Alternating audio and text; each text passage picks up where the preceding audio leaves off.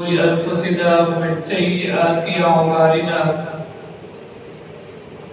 من يهده الله فلا مضل له ومن يضلل فلا هادي له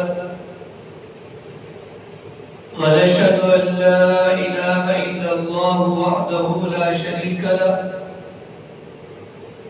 ونشهد أن سيدنا مولانا محمدا عبده ورسوله فقال الله تبارك وتعالى في القرآن المجيد والفرقان الحميد وإذ أخذ الله ميثاق النبيين لما آتيتكم من كتاب وحكمة ثم جاءكم رسول مصدق لما معكم لتؤمنن به ولتنصرنه وقال الله تبارك وتعالى في مقام آخر قل يا أيها الناس إني رسول الله إليكم جميعا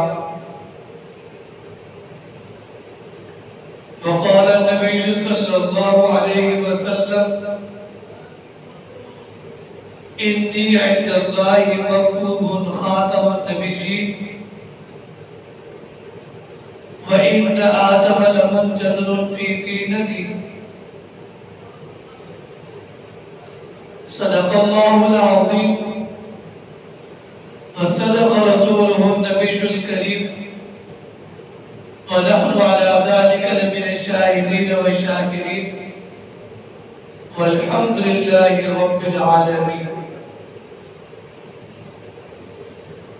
میرے واجب الاحترام معزز سامعین کرام، آپ حضرات کے سامنے قرآن مجید میں سے 2 آیات کریمہ کا کچھ حصہ اور رحمت دو عالم صلی اللہ علیہ وسلم کی ایک حدیث طیبہ کی تلاوت کی ہے۔ میرے محترم سامعین کرام، اللہ رب العزت نے انسان کو پیدا کیا، پیدائش کے بعد اللہ رب العزت نے انسان کو تمام مخلوقات میں ایک درجہ اور ایک مقام عطا کیا، اور پھر اللہ پاک نے اس انسان کو ایک بہترین سانچے میں پیدا کیا۔ پھر انسان میں 2 طرح کے لوگ ہیں، ایک طبقہ وہ ہے کہ جنہیں اللہ پاک نے پھر ایمان کی دولت دی، اسلام کی دولت دی، اور ایک طبقہ وہ ہے کہ جو ایمان اور اسلام کی دولت سے محروم رہا۔ اب اللہ پاک نے انسان کو پیدا کیا، ایمان کی دولت دی، مسلمان بنایا، تو اب اللہ پاک نے اس انسان اور مسلمان کے کندھے پر ایک ذمہ داری رکھی ہے۔ اللہ رب العزت ارشاد فرماتے ہیں وَمَا خَلَقْتُ الْجِنَّ وَالْإِنسَ إِلَّا لِيَعْبُدُونِ، کہ میں نے انسان کو پیدا کیا، جنات کو پیدا کیا، بشری مخلوق ہو یا ناری مخلوق ہو یا نوری مخلوق ہو، ان سب کو میں نے اپنی عبادت کے لیے پیدا کیا ہے۔ تو اب اللہ رب العزت نے اس دنیا میں انسان کے آنے کا مقصد بتلا دیا کہ تمہارا دنیا میں آنے کا مقصد یہ ہے کہ تم نے اللہ کی عبادت کر کے اللہ کو راضی کرنا ہے۔ اب اللہ کی عبادت کے لیے، اللہ کو راضی رکھنے کے لیے مسلمان کے پاس، انسان کے پاس وہ کون سی چیزیں ہیں؟ تو ان میں 2 بنیادی چیزیں جو انسان کی زندگی میں ہونا لازمی ہے، کی وجہ سے اللہ راضی ہوں گے اور بندہ اپنے اصل دنیا میں آنے کے مقصد کو حاصل کر لے گا، وہ دو چیزیں یہ ہیں، نمبر 1 ایمان کی دولت اور نمبر 2 اعمال صالحہ۔ اور اسی کی دعوت حضرت آدم علیہ السلام سے لے کر ہمارے نبی صلی اللہ علیہ وسلم تمام انبیاء نے ہی دعوت دی ہے۔ اگر تم کامیاب ہونا چاہتے ہو،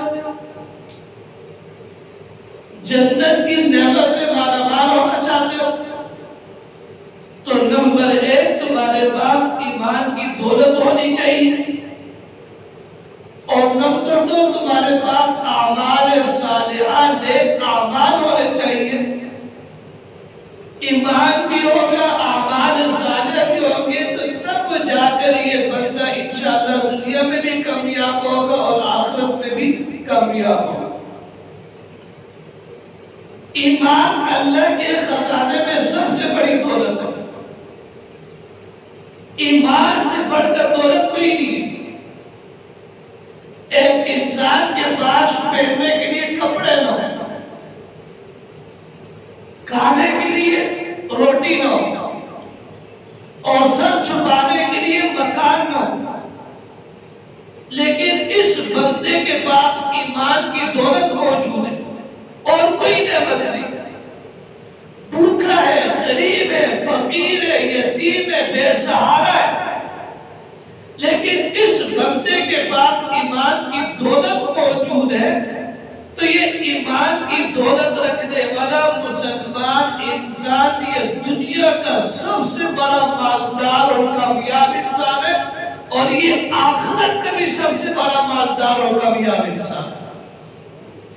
اس کے مقابلے میں ایک بندے کے پاس عالی شان بنگلہ ہو، عمدہ قسم کا لباس ہو، کھانے کے لیے مرکب غذائیں موجود ہو، دنیا جہاں کی ساری نعمتیں اس کے پاس موجود ہو، لیکن اس بندے کے پاس ایمان کی دولت نہیں ہے، اسلام کی دولت نہیں ہے، تو یہ ایمان کی دولت نہ رکھنے والا بندہ بے شک یہ دنیا کی ساری نعمتیں اپنے پاس رکھتے ہیں، لیکن جب اس کے پاس ایمان کی دولت نہیں ہے، تو ایمان کی دولت نہ ہونے کی وجہ سے یہ بندہ دنیا کا بھی سب سے بڑا غریب، ناکام اور یتیم انسان ہے، اور یہ آخرت کا بھی سب سے بڑا غریب اور ناکام انسان ہے۔ یہ ایمان کی دولت ہے، اور ایمان کی دولت پیسوں سے نہیں ملتی، ایمان کی دولت رشتہ داری کی بنیاد پر نہیں ملتی، ایمان کی دولت یہ طاقت اور قوت کی بنیاد پر نہیں ملتی۔ اگر مالداری کی بنیاد پر جناب دولت ملتی ایمان کی، تو فرعون بیمان نہ ہوتا، شداد غیر مسلم نہ ہوتا، یہ قارون غیر مسلم نہ ہوتا۔ ساری دولت موجود ہے، سلطنت موجود ہے، طاقت موجود ہے، لیکن ایمان کی دولت سے محروم ہے۔ حضرت نوح علیہ السلام نبی کی ذات ہے، بیٹا کافر ہے۔ حضرت ابراہیم خلیل اللہ ابو البشر ہے، اور ابو الانبیاء ایک اونچا مقام ہے حضرت آدم اور پاک محمد صلی اللہ علیہ وسلم کے بعد، لیکن والد ان کا کافر ہے۔ پتہ یہ چلے کہ نہ تو رشتہ داری کی وجہ سے ایمان کی دولت ملتی ہے، نہ طاقت کی وجہ سے ایمان کی دولت ملتی ہے، اور نہ ہی مالداری کی بنیاد پر ایمان کی دولت ملتی ہے۔ یہ ایمان کی دولت یہ اللہ کے خزانوں سے ملتی ہے۔ اب اللہ پاک نے ایمان دے دیا، اور دنیا میں سب سے قیمتی چیز ایمان کی ہے، تو اب آج کے مسلمان کی یہ ذمہ داری ہے کہ وہ اپنے ایمان کی حفاظت کریں۔ ایمان سے بڑھ کر کوئی دولت نہیں۔ امیر شریعت حضرت مولانا سید عطا اللہ شاہ بخاری رحمہ اللہ ایک جملے ارشاد فرمایا کرتے ہیں، آپ فرمانے لگے بندہ کتنا نیک ہو کہ وہ قائم اللیل ہو، کہ پوری رات کھڑے ہو کر وہ اللہ کی عبادت کرتا ہو، وہ قائم اللیل ہے۔ اللیل کا معنی کیا ہے؟ اللیل کا معنی یہ نہیں کہ 5 منٹ کے لیے کھڑا ہو گیا۔ اللیل یہ عربی میں رات کو کہا جاتا ہے، اور رات کا اطلاق کب ہوتا ہے؟ شام کو سورج جب غروب ہوا اندھیرا آ گیا، اب یہاں سے رات کا اطلاق شروع ہو گیا۔ اب یہ رات کب تک رہے گی؟ صبح تہجد اور صبح صادق کا جو وقت ہے، اس پورے وقت کو کہا جاتا ہے کہ یہ رات ہے۔ تو پتہ یہ چلے کہ رات یہ 5 10 15 20 ایک گھنٹے کو نہیں کہا جاتا، آدھے گھنٹے کو نہیں کہا جاتا، بلکہ سورج کے غروب ہونے سے لے کر صبح صادق تک بالفرد یہ 10 گھنٹے 11 گھنٹے 12 گھنٹے بنتے ہیں۔ تو اس کے اوپر رات کے اطلاق ہوتے ہیں۔ تو مولانا عطاءاللہ شاہ بخاری کیا فرما رہے ہیں کہ ایک بندہ پوری رات کھڑے ہو کر اللہ کی عبادت کرے، عشاء کی نماز سے پڑھ کر اللہ کی عبادت میں مصروف ہے، صبح تہجد تک وہ اللہ کی عبادت کرے، اتنا نیک ہے۔ آگے شاہ جی فرمانے لگے کہ یہ بندہ اتنا نیک ہے کہ یہ صائم الدہر ہے۔ کیا مانا؟ کہ پوری زندگی اس نے اللہ کے لیے روزے رکھے۔ صائم الدہر کا معنی یہ نہیں کہ رمضان کے 30 روزے رکھ لیے، شوال کے 6 روزے رکھ لیے، اور ایام 20 کے 3 روزے رکھ لیے، اور چاند رات کے روزے رکھ لیے۔ نانا، ایام صائم الدہر کہ پوری زندگی مسلسل جتنا سوال اس کی زندگی تھی، اس نے ساری زندگی روزے کی حالت میں گزار دی۔ اتنا نیک ہے کہ پوری رات اللہ کی عبادت کرتا ہے، پوری زندگی اللہ کے لیے روزے رکھ لیے۔ فرمایا کہ اتنا نیک ہے کہ بیت اللہ شریف کا طواف کرتے کرتے بیت اللہ شریف کے صحن میں اس کی موت واقع ہو جاتی ہے۔ یہ بندہ اتنا نیک ہے کہ مسجد نبوی ہے کیا پاک محمد صلی اللہ علیہ وسلم کے روضے کے سامنے کھڑا ہوا، درود و سلام کا تحفہ پیش کیا، اور درود و سلام کا تحفہ پیش کرنے کے بعد وہاں کی عبادت کرتا رہا، جہاں پر ایک نماز پر ثواب 50,000 نمازوں کے برابر۔ اس مسجد نبوی کے صحن میں اس کی موت واقع ہو جاتی ہے۔ اتنا نیک ہے، تہجد کی نماز پڑھتے پڑھتے اس کی موت واقع ہو جاتی ہے۔ امیر شریعت حضرت مولانا سید عطاءاللہ شاہ بخاری فرمانے لگے ان تمام چیزوں کے باوجود کہ پوری رات عبادت کرتا رہا، پوری زندگی روزے رکھتا رہا، بیت اللہ کا طواف کرتا رہا، مسجد نبوی کی زیارت کرتا رہا، تہجد کی نماز پڑھتا رہا، موت بیت اللہ میں ہی مسجد نبوی میں واقع ہوگی۔ ان تمام چیزوں کے باوجود شاہ جی فرمانے لگے اس بندے کا عقیدہ کمزور تھا، ایمان کمزور تھا، نظریہ کمزور تھا۔ شاہ جی فرمانے لگے ان تمام چیزوں کے باوجود جب اس بندے کا ایمان کمزور تھا تو آپ نے فرمایا کہ ایمان کی کمزوری کی وجہ سے یہ بندہ جہنم کی آگ کا ایندھن بنے گا۔ کس کی آگ کا؟ بولے جہنم کی آگ کا ایندھن بنے گا۔ جہنم کی آگ کا ایندھن کون بنے؟ جو پوری رات کھڑے ہو کر اللہ کی عبادت کرتا رہا۔ جہنم کی آگ کا ایندھن کون بنا؟ جو پوری زندگی روزے کی حالت میں گزارتی ہے، کھانے سے اپنے آپ کو روکا، پینے سے اپنے آپ کو روکا، بیوی کے قریب جانے سے اپنے آپ کو روکا، جو روزے کے تقاضے سے ان پر عمل کیا، قربانی دی، لیکن جہنم کی آگ میں جا رہے، بیت اللہ کے طواف کر رہے، جہنم کی آگ میں جا رہے، مسجد نبوی کی چکر لگا رہے، جہنم کی آگ میں جا رہے۔ کیوں؟ کہ جنت میں جانے کے لیے بنیادی ایمان، عقیدہ، نظریہ، ایمان ہے ہی نہیں اس کے پاس، یہ ایمان ہے کمزور ہے، مشکوک ہے، شکوک و شبہات ہے۔ جب ایمان کی بنیاد کمزور ہے، اب یہ جتنے بھی نیکیاں کریں، ایمان کے بغیر کوئی نیکی بھی اس کی اللہ کی برکات نہیں۔ آج میرے محترم سامعین اکرام، سارا کچھ ہے، ہم مسلمان ہیں، حضور صلی اللہ علیہ وسلم کو اللہ کا آخری نبی مانتے ہیں، ختم نبوت کا عقیدہ یہ ایمان کی بنیاد ہے۔ اب جب ختم نبوت کا عقیدہ مضبوط ہوگا، پختہ ہوگا، تو میرے آگے تمام اعمال اللہ کی برکات میں قبول ہوں گے۔ اللہ رب العزت نے آپ صلی اللہ علیہ وسلم کی ختم نبوت کے عقیدے کو بڑی تفصیل کے ساتھ بیان کیا۔ بدقسمتی ہے، بدنصیبی ہے کہ اس دور میں قادیانی اور مرزائی مسلمانوں کا کلمہ پڑھ کے مسلمانوں کو دھوکہ دیتے ہیں۔ جی ہم تو کلمہ پڑھتے ہیں، ہم تو نماز پڑھتے ہیں، ہم تو روزے رکھتے ہیں، ہم تو دین کے سارے اعمال ادا کرتے ہیں، ساری خوبیاں ہمارے اندر موجود ہیں، ہم تو غریبوں کی خدمت بھی کرتے ہیں، لوگوں کا علاج معالجے بھی کرتے ہیں، ہمارے اندر یہ خوبیاں موجود ہیں، ہم تو پکے جنتی ہیں، اور ہمارا بڑا لکھا مسلمان بھی اپنی زبان سے یہ جملے کہتے ہیں۔ مولوی صاحب قادیانیوں کے اخلاق بڑے اچھے ہیں، ان کا کردار بڑا اچھا ہے، یہ تو بڑے اچھے اور میٹھے قسم کے لوگ ہیں، یہ جو کلمہ پڑھتے ہیں، یہ کیوں آپ ان کو کافر کہتے ہیں؟ یہ لاکھ مرتبہ کلمہ پڑھیں، لاکھ نمازیں پڑھیں، لاکھ روزے کریں، جب ایمان نہیں تو اب کلمے کا کوئی اعتبار نہیں۔ اور کلمہ کب مکمل ہوگا؟ کلمہ اس وقت مکمل ہوگا جب کلمے میں پاک پیغمبر صلی اللہ علیہ وسلم کی نبوت کا اقرار ہوگا، آپ صلی اللہ علیہ وسلم کی رسالت کا اقرار ہوگا، اور آپ کی ختم نبوت اور آخری نبی ہونے کا اقرار ہوگا، تب جا کے یہ کلمہ مکمل ہوگا، ورنہ کلمہ مکمل نہیں ہے۔ لاکھ مرتبہ کلمہ پڑھے۔ اللہ پاک نے عقیدہ ختم نبوت کو کلمہ طیبہ کی بنیاد بنایا۔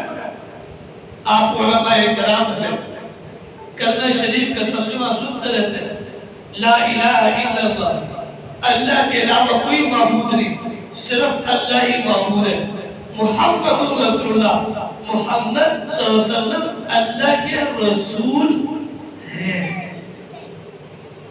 محمد صلی اللہ علیہ وسلم اللہ کے رسول ہیں۔ یہ لفظ ہے کیا ہے؟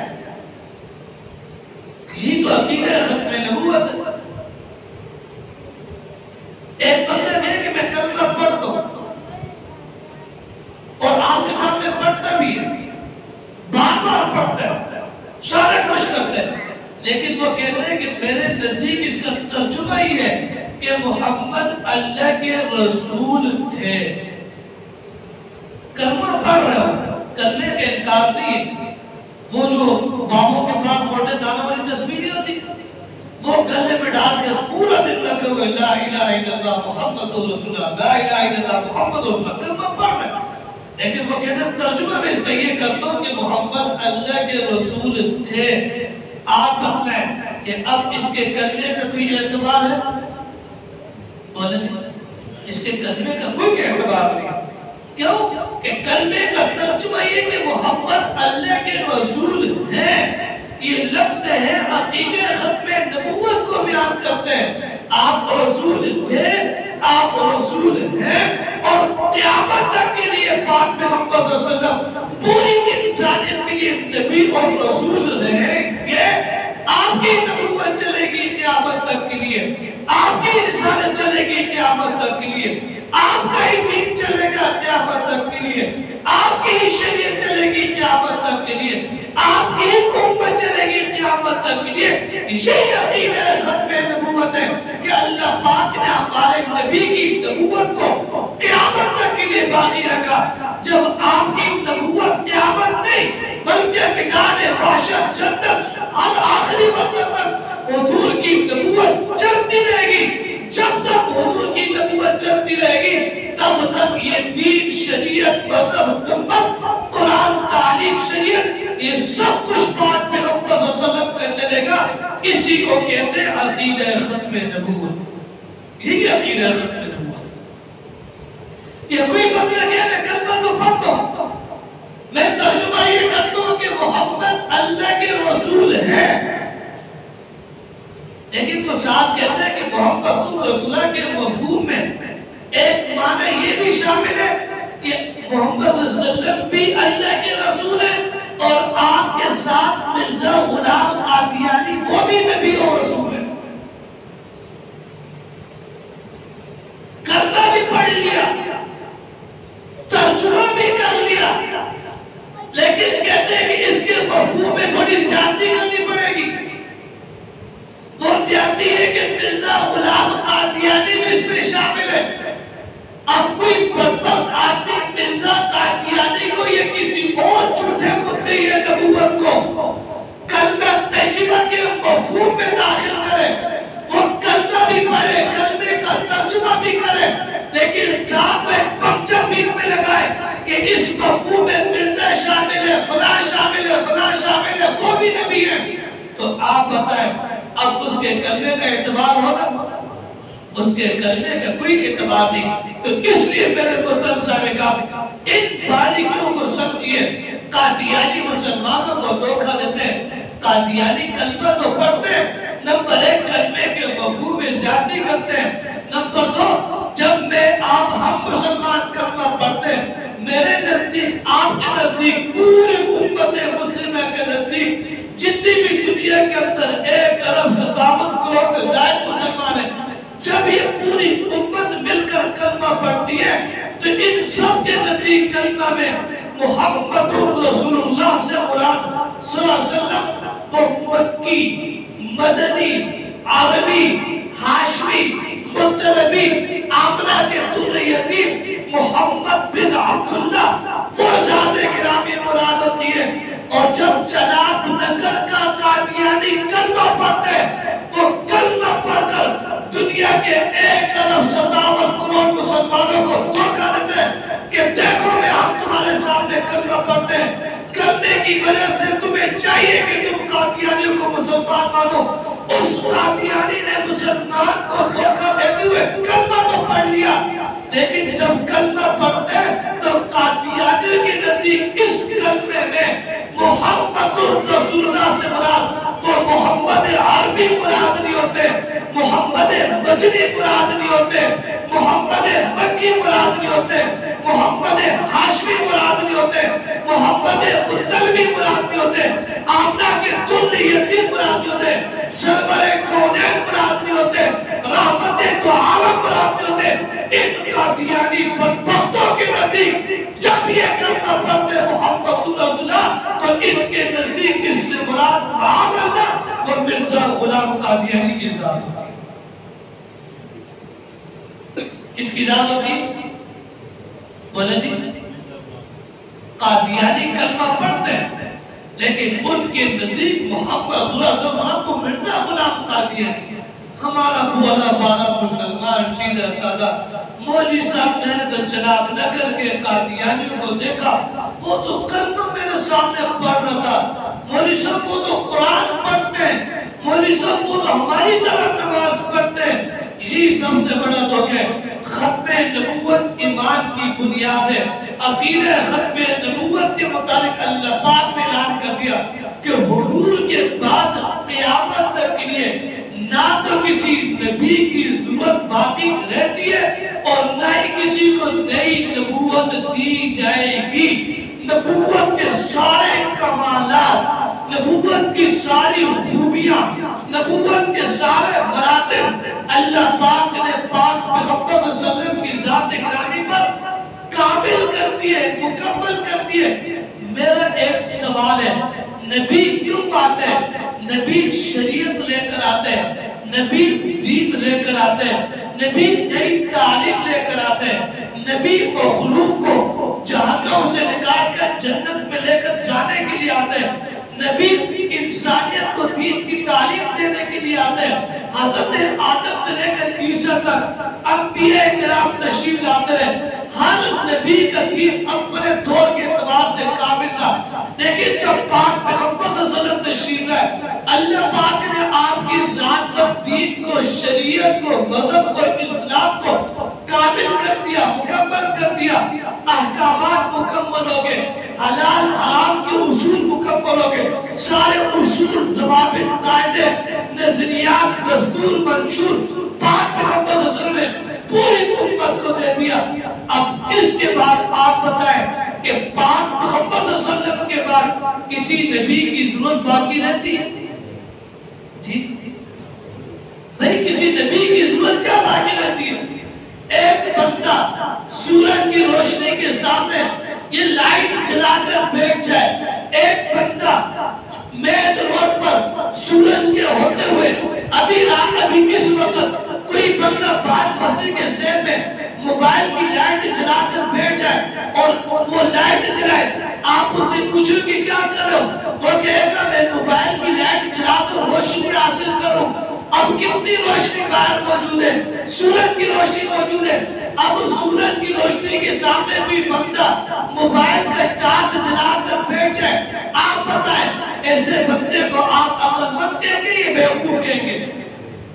جی بیوقوف ہے آپ کہ سورج کی روشنی کے سامنے کوئی موم بتی جلا کر بیٹھ جائے، لالٹین جلا کر بیٹھ جائے، چراغ جلا کر بیٹھ جائے۔ ہم کہتے ہیں کہ دنیا کا بیوقوف اور آمد ہے، رحمتیں دو عالم و سلم کی شریعت کے ہوتے ہوئے، پیارے نبی کی پیاری شریعت اور سنت اور دین کے ہوتے ہوئے اب کوئی چھوٹا بدبخت آ جائے اپنا نیا دین لے کر آئے، حضور کی نبوت کے ہوتے ہوئے کسی اور کی نبوت کی طرف دیکھے، حضور کی رسالت ہوتے ہوئے کسی نئے جھوٹے کی رسالت کو دیکھے، حضور کی شریعت ہوتے ہوئے مرزا قادیانی کے پیچھے چلے جائے، تو آپ بتائیں یہ بندہ مسلمان ہوگا یا کافر ہوگا؟ اس کا معنی یہ کہ اب جو بندہ حضور کے ساتھ کسی اور کو مانتے ہیں، بے شک ہی آپ وسلم کو مانے، لیکن حضور کے ساتھ کسی اور نبی کو شریک کرتے ہیں، نبوت شرک فی نبوت کرتے ہیں، نبوت میں کسی کو شریک ٹھہراتے ہیں، تو ایسے بندے کا اسلام کے ساتھ کوئی تعلق نہیں۔ کیوں؟ اس لیے کہ یہ پاک پیغمبر صلی اللہ علیہ وسلم کی نبوت کی توہین کر رہے ہیں، حضور کی نبوت کے ہوتے ہوئے کسی اور کی طرف جانا یہ نبوت کی توہین ہے، یہ رسالت کی توہین ہے۔ اللہ پاک نے قرآن کی آیات میں احادیث میں واضح اعلان کروا دیا وخاتم النبیین، حضور اللہ کے آخری نبی ہیں، آپ کے بعد کوئی نبی نہیں آئے گا۔ اللہ پاک نے واضح اعلان فرما دیا وما ارسلناک الا رحمۃ للعالمین، یہ آیات کریمہ لکھی ہوئی ہے، اس روزے کے اوپر اللہ پاک نے اعلان کر دیا وما ارسلناک الا رحمۃ للعالمین، ہم نے آپ کو تمام جہانوں کے لیے، ایک جہان کے لیے نہیں، دو کے لیے نہیں، تین کے لیے نہیں، چار کے لیے نہیں، عالمین یہ جمع تصل ہے، تمام جہانوں کے لیے ہم نے آپ کو رسول بھی بنا کر بھیجے، آپ کو رحمت بھی بنا کر بھیجے۔ اللہ پاک نے کہا قل یا ایھا الناس انی رسول اللہ الیکم جمیعا، اے پیارے حبیب آپ لوگوں سے جا کر کہہ دیجئے میں پوری انسانیت کی طرف رسول بنا کر بھیجا گیا ہوں۔ اے پیارے حبیب آپ اعلان کر دیجئے وما ارسلناک الا کافۃ للناس، کہ میں نے آپ کو پوری انسانیت کے لیے رسول بنا کر بھیجے۔ ہمارے نبی مسلمانوں کے لیے نہیں، پوری انسانیت کے لیے، ایک زمانے کے لیے نہیں، تمام زمانوں کے لیے، ایک جہان کے لیے نہیں، تمام جہانوں کے لیے، ایک مکان کے لیے نہیں، تمام مکانوں کے لیے، ایک خطے کے لیے نہیں، تمام خطوں کے لیے، ایک عالم کے لیے نہیں، تمام عالمات کے لیے۔ عالم ارواح ہوتا، عالم دنیا ہوتا، عالم برزخ ہوتا، عالم آخرت ہوتا، سب کے لیے اللہ پاک نے آپ کو نبی بھی بنایا، رسول بھی بنایا، اور آپ کا اعلان کر دیا کہ آپ آخری نبی ہیں۔ اب ہر جگہ اگر کسی کی نبوت کا سکہ چلے گا تو وہ رحمت دو عالم وسلم کی نبوت کا سکہ چلے گا۔ یہ ہمارا عقیدہ ایمان ہے۔ واضح طور پر اسی پر صحابہ نے قربانی دی۔ مسیلمہ کذاب نے نبوت کا دعویٰ کیا، اپنے آپ کو نبی کا، رسول کا، اس نے نبوت کا دعویٰ کوئی 24 صدی میں نہیں کیا، پاک پیغمبر صلی اللہ علیہ وسلم کے زمانے میں کیا۔ حضور کی زندگی میں مسیلمہ کذاب نے نبوت کا دعویٰ کیا۔ جب دعویٰ کیا تو پھر صحابہ کرام میدان میں اترے، اس کا مقابلہ ہوا، صحابہ نے اپنی جانوں کے نذرانے پیش کیے۔ اس وقت مسیلمہ کذاب نے ایک صحابی کو گرفتار کیا جن کا نام تھا حضرت حبیب بن زید انصاری رضی اللہ عنہ۔ یہ مسیلمہ کذاب کے دربار میں پہنچائے گئے۔ اب مسیلمہ کذاب نے اس کو پکڑا۔ مسیلمہ کذاب کا دربار ہے، سارے ماننے والے مسیلمہ کذاب کے۔ جب مسیلمہ نے نبوت کا دعویٰ کیا، اس کے ساتھ جو لوگ ملے ان کے پیروکاروں کی تعداد تقریباً 1 لاکھ کے قریب پہنچ چکی تھی۔ یہ مسیلمہ کے ماننے والے اس کے ساتھ موجود ہے، مسیلمہ کا دربار ہے، اس کے لوگ ہیں، اس کا اقتدار ہے۔ اس مسیلمہ کذاب کے دربار میں ایک عاشق رسول پاک محمد صلی اللہ علیہ وسلم کے ایک صحابی اور غلام وہ بھی میدان میں کھڑے۔ مسیلمہ کذاب نے پوچھا اتشہد انت محمد رسول اللہ، اے حبیب کیا تم اس بات کی گواہی دیتے ہو کہ محمد اللہ کے رسول ہے؟ حضرت حبیب ارشاد فرماتے ہیں اشہد ان محمد رسول اللہ، میں اس بات کی گواہی دیتا ہوں محمد اللہ کے رسول ہے۔ اس نے اگلا سوال کیا اتشہد انت رسول اللہ، اے مسیلمہ اے حبیب کیا تم اس بات کی بھی گواہی دیتے ہو کہ میں مسیلمہ کذاب وہ بھی اللہ کا رسول ہوں؟ مسیلمہ کذاب کا دربار ہے، چاروں طرف مسیلمہ کے ماننے والے موجود ہیں۔ ان چاروں کے دنگل میں ایک عاشق رسول صحابی کھڑے، ختم نبوت پر آج گواہی دی جا رہی ہے۔ جب اس نے یہ سوال کیا بتاؤ مجھے بھی اللہ کا رسول مانتے یا نہیں مانتے، صحابی رسول نے اپنا جواب بدلا، انداز بدلا، طریقہ بدلا۔ جب اس نے یہ سوال کیا تھا مجھے یہ بتاؤ محمد اللہ کے رسول ہے یا نہیں، یہ تو صحابی کی عقیدے اور ایمان کا اندر شامل تھا۔ بھلے خریدار ایمان یقین کے ساتھ کہا ہاں میں گواہی دیتا ہوں محمد اللہ کے رسول ہے۔ اب اس نے جب دوسرا بار کیا اپنے متعلق دعویٰ کیا کہ مجھے بھی اللہ کا رسول مانتے یا نہیں مانتے، اب انداز بدلا۔ صحابی نے اپنی دونوں انگلیوں کو بلند کیا، اپنے دونوں کانوں میں رکھا اور کانوں میں رکھنے کے بعد کہا کیا کہا ان فی اذنی سبب الان سماع ما قبول، کہا کہ میرے دونوں کانوں میں ہوئی ہے، میرے دونوں کانوں میں پردہ ہے، میرے دونوں کانوں میں ڈاٹ ہے، تیری یہ بات مجھے سنائی دی دیتی کہ تو اپنے متعلق کیا کہتے ہیں۔ صحابی نے اپنی دونوں انگلیاں کان میں رکھا، اس کو یہ جواب دیا کہ میں تیری اس بکبک کو سننے کے لیے تیار نہیں ہوں، میں تیرے اس گھٹیا دعوے کو سننے کے لیے تیار نہیں ہوں۔ تو ختم نبوت کی توہین کرے، میں اپنے کانوں میں تیری توہین کو سنوں، میرا ایمان ان باتوں کو سننے کو دوبارہ نہیں کر سکتا۔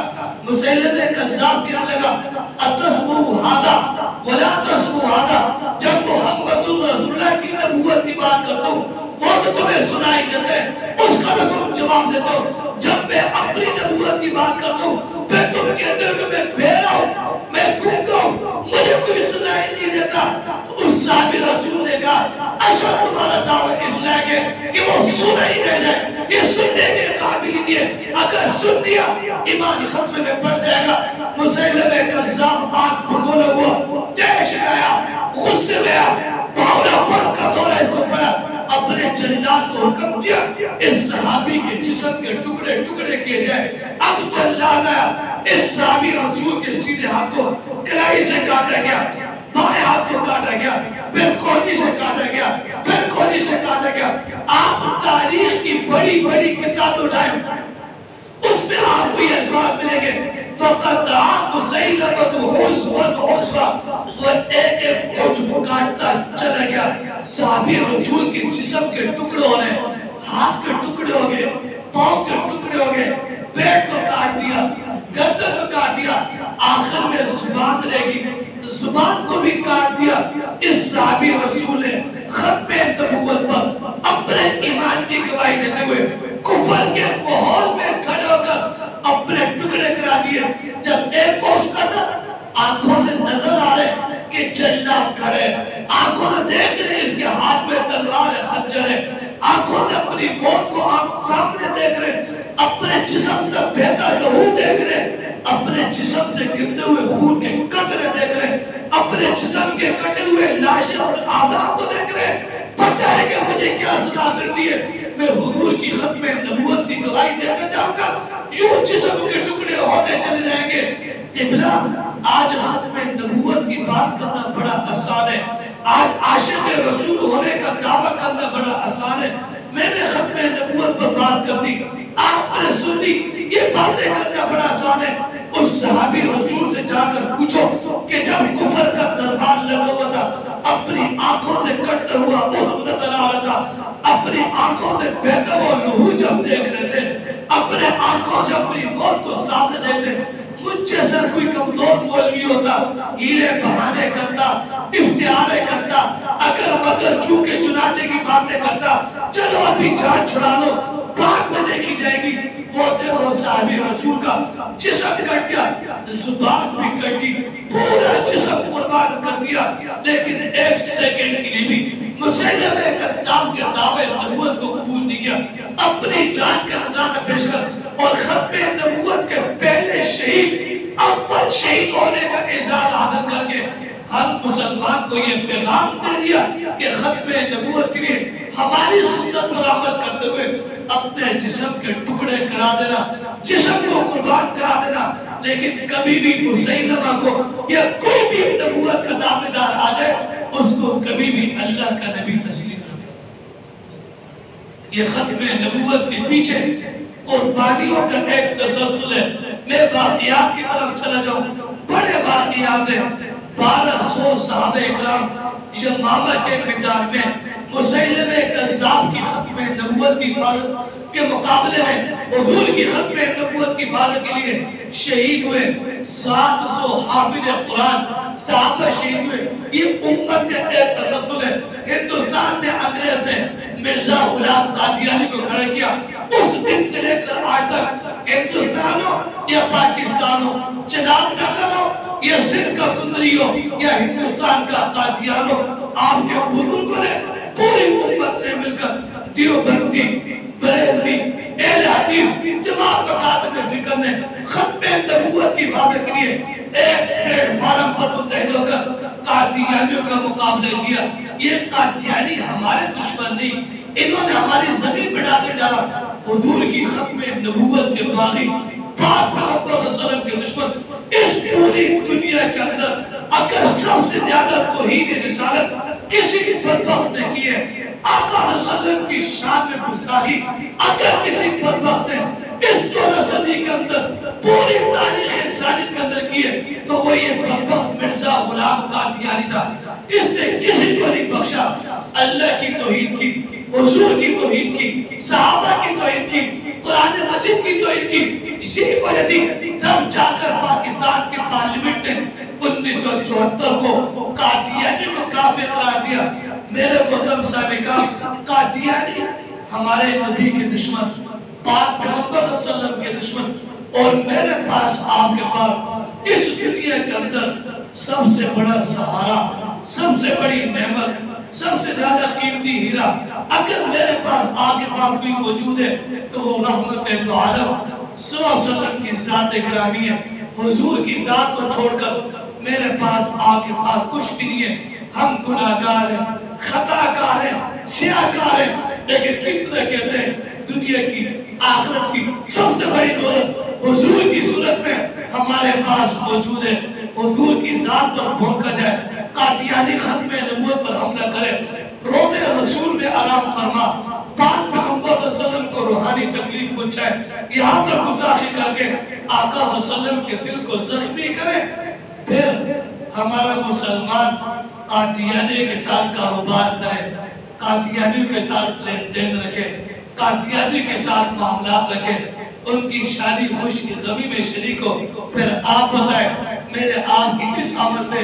روضے رسول صلی اللہ علیہ وسلم میں آرام فرما پیارے نبی صلی اللہ علیہ وسلم کو سکون ملے گا یا تکلیف ملے گی جی قادیانی ہمارے نبی مکانے میں ہمارا مسلمان قادیانی کے ساتھ لین دین رکھے یہ حضور کی ذات کا معاملہ ہے حضور کی ذات کے معاملے میں جتنی غیرت کا مظاہرہ ہم کریں گے جتنی محبت کا مظاہرہ ہم کریں گے جتنے عشق رسالت کا ثبوت دیں گے جتنا عقیدت اور محبت اپنے نبی کے ساتھ ثبوت دیں گے اس کا بدلہ مجھے آپ کو ملے گا حضور کی رحمت ہماری طرف متوجہ ہوگی کل میدان محشر میں جب ہم پہلے صراط پر ہوں گے وہاں حضور کی ذات میرے لیے آپ کے لیے سہارا بنے گی میدان محشر میں حضور کی ذات میرے لیے آپ کے لیے سہارا بنے گی اس لیے پاک پیغمبر صلی اللہ علیہ وسلم سے محبت کا تقاضا یہ ہے کہ قادیانی اور مرزائیوں کا 100% بائیکاٹ کریں گے نہیں کریں گے انشاءاللہ جی انشاءاللہ بائیکاٹ کریں گے آپ کو فائدہ ہوگا کل قیامت کے دن میدان محشر میں پاک پیغمبر صلی اللہ علیہ وسلم نے فرما دیا کہ قادیانی تو میری توہین کیا کرتے تھے، جناب نگر کے مرزائی میری شاہ میں مساقی کیا کرتے، اور تم جا کے ان کے ساتھ کاروبار کیا کرتے، تم ان کو گلے ملا کرتے تھے، گپے لگایا کرتے تھے، کھایا پیا کرتے تھے، آج کس منہ سے میرے پاس آئے ہو؟ اگر میدان محشر میں آقا صلی اللہ علیہ وسلم نے اپنا چہرہ پھیر دیا تو آپ بتائیں میرے پاس آگے بات پہ کوئی اور سہارا موجود ہے؟ کوئی نہیں ہے، یہ آپ صلی اللہ علیہ وسلم کا سہارا ہے۔ اس لیے قادیانی یہ جو میٹھے بنے ہوئے نا، یہ اوپر سے یہ مسلمان کو ڈر مارنے کے لیے، مسلمان کو شکار کرنے کے لیے انہوں نے اپنا ظاہری حلیہ بڑے میٹھا بنایا، بڑے با اخلاق ہے، مجھے معلوم ہے ان کے اخلاق ہے، ذرا میرے ساتھ چلو، میں جناب نگر میں تو میں آپ کو قادیانیوں کے اخلاق دکھاؤں گا۔ اتنے اچھے اخلاق ہیں کہ جوان بیٹی کو بندے کے ساتھ تعاقب میں ٹانگے ملا کر بٹھائیں گے، خود باہر جائیں گے تاکہ لڑکی کے ساتھ اس کے تعلقات کو جوڑ کر اس کو مرتد بنایا جائے۔ بڑے واقعات ہمارے سامنے موجود ہیں۔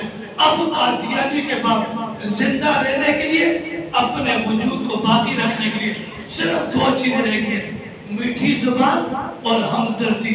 اس کے علاوہ قادیانی کے بعد کوئی تیسری چیز نہیں ہے کہ یہ دلائل کی دنیا میں یا عقائد کی دنیا میں اپنے وجود کو برقرار رکھیں۔ اب میٹھے اخلاق، اچھے اخلاق، یہ ان کے زندہ رہنے کے لیے مجبوری ہے کہ ہم لوگوں کو اپنا گرویدہ بنائیں، اچھے اخلاق سے اپنا ہمنوا بنائیں تاکہ مسلمان ہمارے ساتھ رہیں۔ اس لیے آپ مسلمان اگر کسی مرزائی کی زمین ہے اس پر کاشتکاری مت کریں، مرزائی کی زمین ٹھیکے پر مت لیں، کسی مرزائی کو اپنی زمین ٹھیکے پر مت دیں، کسی مرزائی کی نوکری نہ کریں، کسی مرزائی کو اپنے نہ آنے دیں۔ یہ پاک پیغمبر صلی اللہ علیہ وسلم کی ذات کا معاملہ ہے، یہ کسی مولوی کا مسئلہ نہیں ہے، یہ مسئلہ کا مسئلہ نہیں ہے، یہ سیاست کا مسئلہ نہیں ہے۔